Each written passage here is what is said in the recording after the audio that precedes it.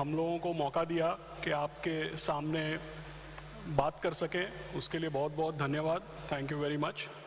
और आज का जो मेरा टॉपिक है थ्राइव इन ग्रे, तो ये टॉपिक मैंने क्यों चुना है और इसके बारे में आर्टिकल्स भी लिख चुका हूँ अखबार वगैरह में।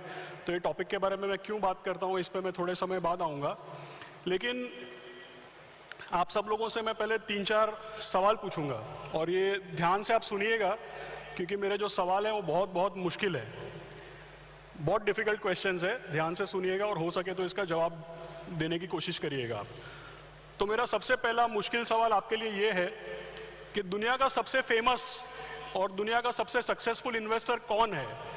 Can you tell me? थोड़ा जोर से बोलिए। Mister Buffett. ठीक है। अभी इसके बाद और एक डिफिकल्ट सवाल मैं आपको पूछूंगा। आप में और मिस्टर बफेट में कॉमन चीज क्या है? सेम चीज, सिमिलैरिटी, कॉमन चीज आप में और मिस्टर बफेट में क्या है? बताइए। जोर से बोलो, चिल्लाओ। We both invest. ठीक है। और कुछ?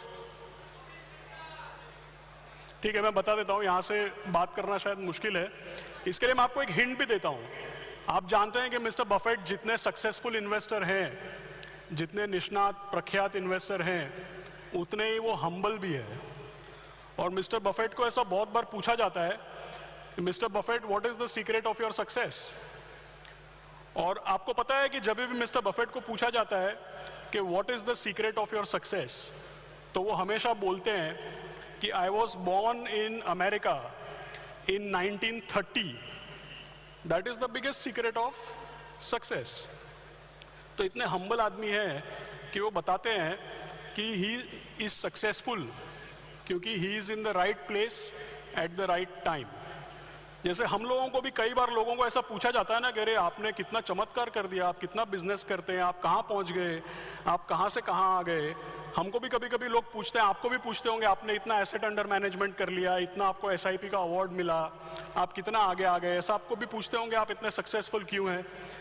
तो आमतौर पे जब भी लोगों को पूछा जाता है कि आप सक्सेसफुल क्यों हैं, तो वो सब लोग ऐसा जवाब करते हैं, अरे मैं तो बहुत लोअर मिडिल क्लास था, मुंबई के लोकल ट्रेन में जाता था, मैंने कितना मेहनत किया, कितना खून पसीना बहाया, ऐसा सब चीज़ें लोग जवाब देते हैं।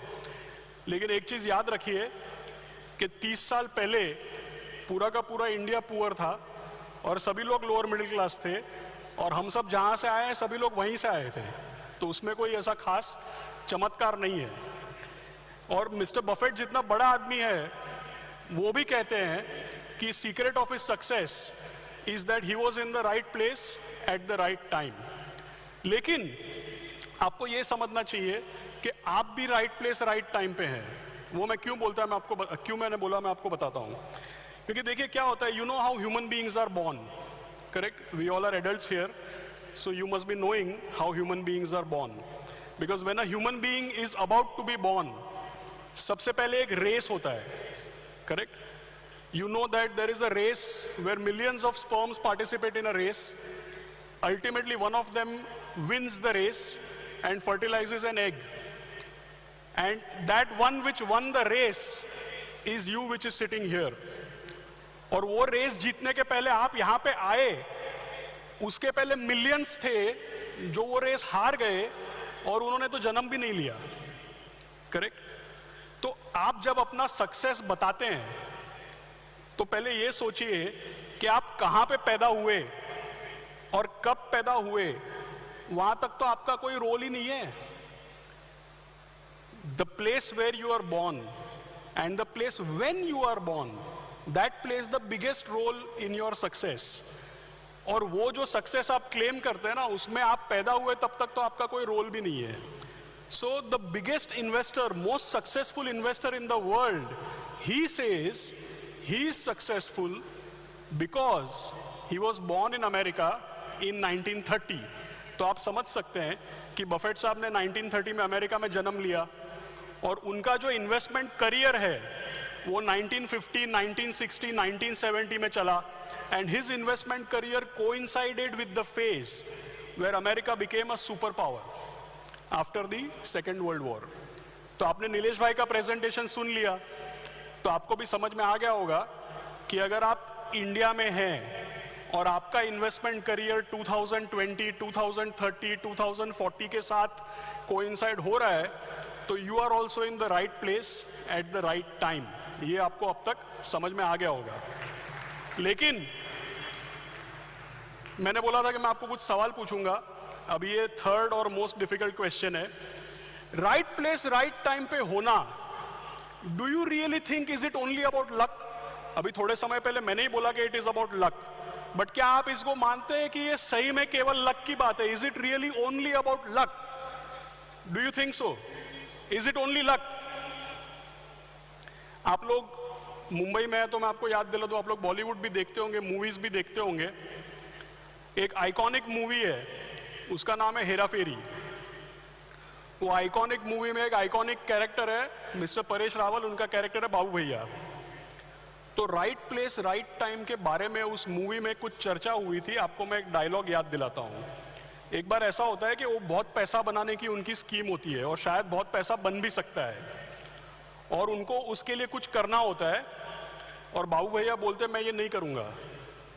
तो अक्षय कुमार उनको बोलते हैं, और ये मैं जानबूझ के गुजराती में बोलूंगा, जब पैसा बनाने की बात आती है, they find themselves in the right place at the right time and Akshay Kumar expect Paresh Rawal to do something which Paresh Rawal refuses. आपको पता है अक्षय कुमार ने क्या बोला था उनको? જ્યારે લક્ષ્મીજી તિલક લગાવવા આવે ત્યારે મોઢું ધોવા ના જવાય, राइट? इसको मैं हिंदी में बताता हूं कि जब लक्ष्मी जी आपको तिलक लगाने आती है तो मुंह धोने नहीं जाना चाहिए। इसका अपने टॉपिक से क्या कनेक्शन है कि if you are in the right place at the right time, it is not just about luck. If you are in the right place at the right time, you have to be caught doing the right things. और हमारे market में, हमारे industry में right things का क्या मतलब है? आजकल क्रिकेट बहुत चल रहा है तो मैं क्रिकेट का एग्जांपल देता हूं। राइट थिंग्स का क्या मतलब है? देखिए, कभी कभी आईपीएल में भी ऐसा होता है कि पिच बहुत टफ होता है, लो स्कोरिंग मैच होता है, 120-125 रन बनता है। जिसका सेकंड बैटिंग है उसके लिए कमेंटेटर और विश्लेषक और एनालिस्ट जो होते हैं वो क्या बोलते हैं?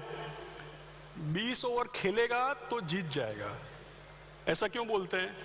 मतलब अगर आप 20 ओवर खड़े रहेंगे, एक एक रन लेंगे, अपना विकेट नहीं गंवाएंगे तो पक्का जीत जाएंगे। इसका हमारे मार्केट से क्या लेना देना है? अगर आपने नीलेश भाई का प्रेजेंटेशन सुना और जो मैंने आपको बफेट साहब के बारे में बताया, तो आप समझ जाएंगे कि you are in the right place at the right time. But right place at right time, don't assume you are lucky.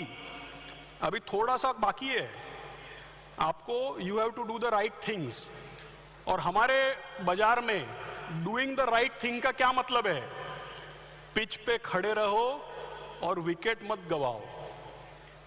We don't need talented people, we only need disciplined people. That is the difference, that is what you need to actually do. और discipline रहने में सबसे बड़ी मुश्किल क्या है, उसके मैं आपको कुछ उदाहरण बताता हूं। जैसे मैं आपको एग्जांपल देता हूं।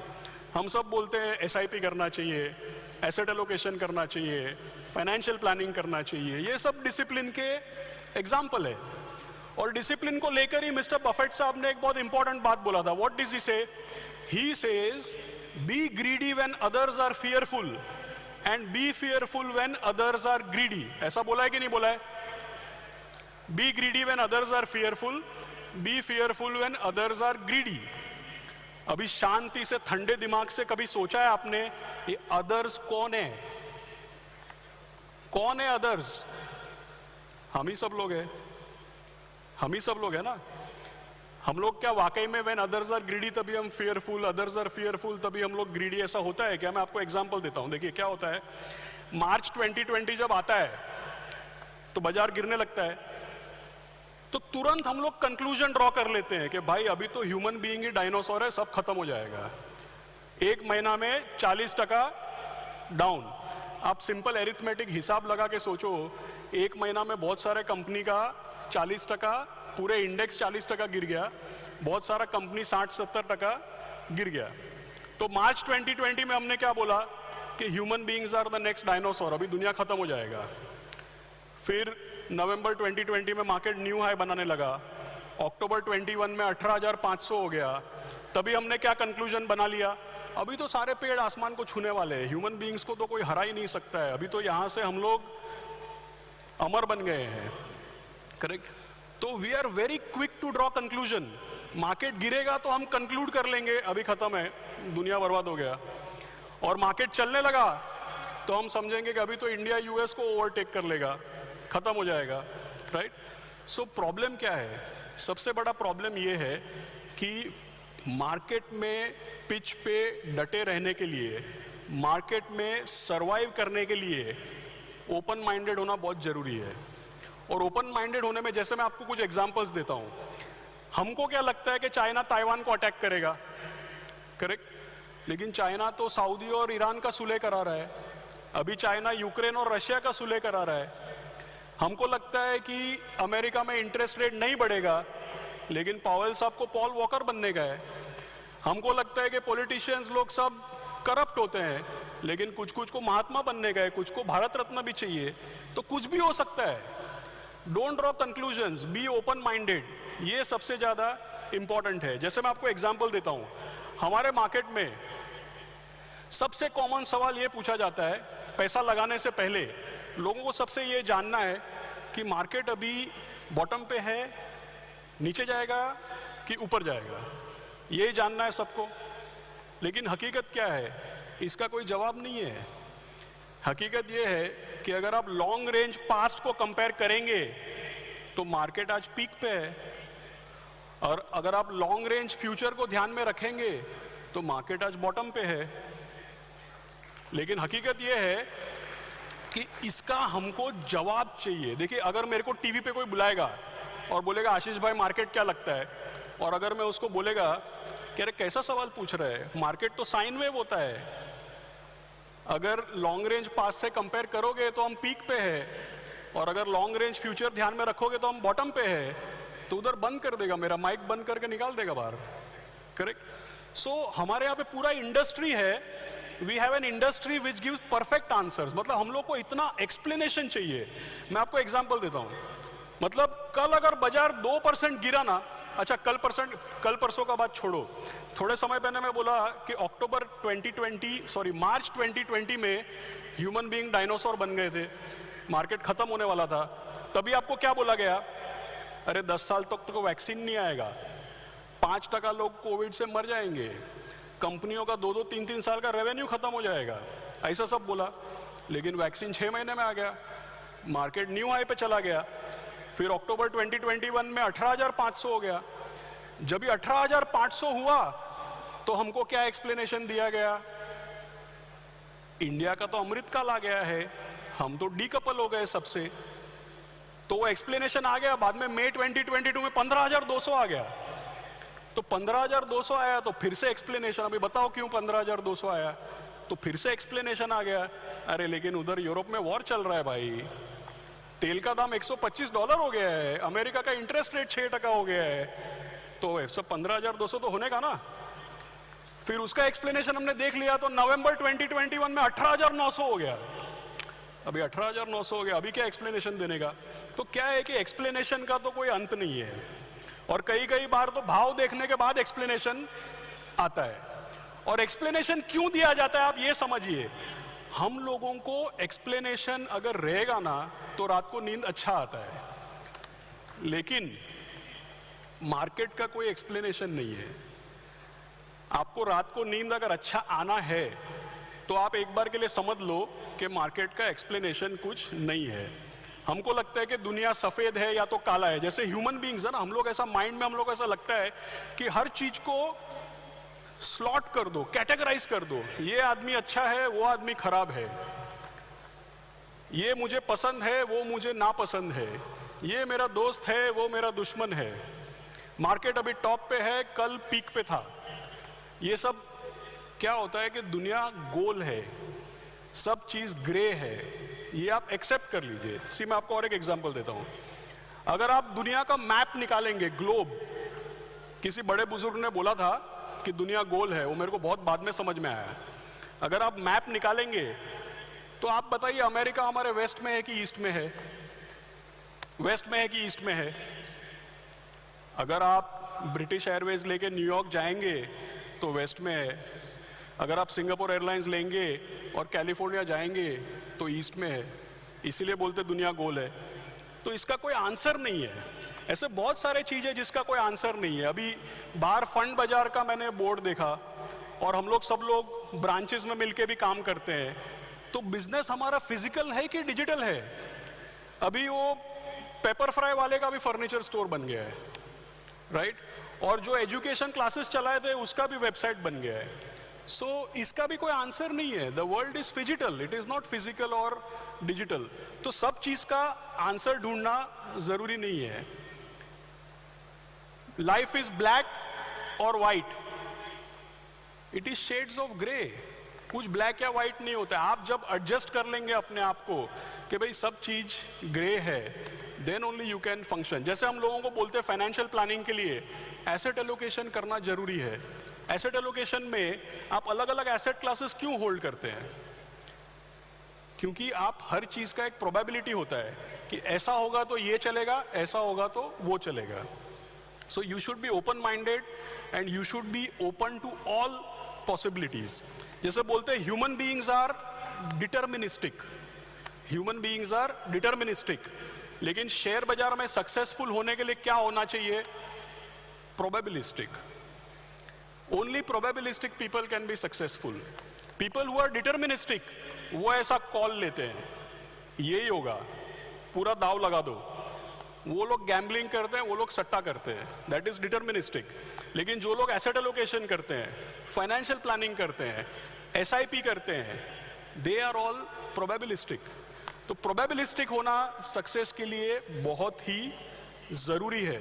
और एक चीज मैं आपको बताता हूं, जैसे हम लोगों का बहुत इसके ऊपर ध्यान रहता है कि आज मैंने पैसा लगाया तो कल मार्केट ऊपर जाएगा कि नहीं जाएगा, और कल अगर मार्केट नीचे गया तो उसके क्या कारण है। So what is the problem? We all are. और अगर आपको मैं लंबे अरसे का बात करूं कि 20 साल बाद आप क्या कहां रहेंगे, आपका क्या गोल्स है, तो उसके बारे में ज्यादा कोई सोचता नहीं है। कल मार्केट किधर जाएगा उसके बारे में बहुत सोच है, उसके बारे में बहुत ओपिनियंस है। लेकिन 20 साल के बाद आप कहां पे होंगे उसके बारे में सोच नहीं है। So what is the problem? Problem ये है कि हम लोग शॉर्ट टर्म में सब डिटर्मिनिस्टिक है और लॉन्ग टर्म में देखेंगे। वेरेज मार्केट में और इन्वेस्टमेंट में सक्सेस के लिए आपको क्या चाहिए? लॉन्ग टर्म में कन्विक्शन और डिटर्मिनेशन चाहिए, शॉर्ट टर्म में ओपन माइंडेडनेस चाहिए। लेट मी रिपीट, हम लोग सब लोग शॉर्ट टर्म में क्लोज माइंडेड और डिटर्मिनिस्टिक है, और लॉन्ग टर्म में हम लोग होता है, चलता है, आएगा, देखेंगे। इन रियलिटी सक्सेस के लिए आपको क्या चाहिए? आपको शॉर्ट टर्म में ओपन माइंडेड होना चाहिए और लॉन्ग टर्म में डिटर्मिनिस्टिक और कन्विंस्ड होना चाहिए। तो सक्सेस के लिए ओपन माइंडेड होना बहुत जरूरी है। हर चीज को right, wrong, black, white, good, bad ये सब क्लासिफाई करने का जरूरी नहीं है। और बहुत इंपॉर्टेंट है कि आप अनसर्टेनिटी के साथ एडजस्ट हो जाइए। देखिए यहाँ पे ऊपर एक लेफ्ट में स्टेटमेंट है, we need to believe that we live in a predictable controllable world, that is why we listen to authoritative people. But reality क्या है कि ये जो कन्विक्शन है या ये जो डिटर्मिनिस्टिक है या जो एक्सप्लेनेशंस है, कंक्लूजन्स है, वो हमको रात को नींद आए उसके लिए हमारा रिक्वायरमेंट है। जैसे गालिब ने कहा है, दिल के खुश रखने को गालिब ये ख्याल भी अच्छा है। तो अपने आप को माइंड मनाने के लिए हम लोग कुछ भी एक्सप्लेनेशन सुन लेते हैं, लेकिन शॉर्ट टर्म में हर चीज का कोई एक्सप्लेनेशन पॉसिबल नहीं है। You just have to be open minded. अपने इंडस्ट्री में सबसे बड़ा कैटेगरी जो है वो बैलेंस एडवांटेज फंड्स का कैटेगरी क्यों है? क्योंकि people are probabilistic. If you are probabilistic, it will work. But if you are deterministic, you will end up making wrong allocations. तो एक बहुत ही प्रख्यात, बहुत फेमस फिलोसोफर है, उनका ऐसा स्टेटमेंट है, The test of first-rate intelligence is the ability to hold two opposing ideas in your mind at the same time and still retain your ability to function. So मेरा बोलने का आपसे यही मतलब है कि हमारे मार्केट में सक्सेस के लिए don't be deterministic, be probabilistic, be open minded. Short term में प्रोबेबिलिस्टिक होना, ओपन माइंडेड होना बहुत ज़रूरी है, और लॉन्ग टर्म में हाई कन्विक्शन होना, डिटर्मिनिस्टिक होना बहुत ज़रूरी है। So this what I wanted to share with you. Thank you very much. I wish you all the best.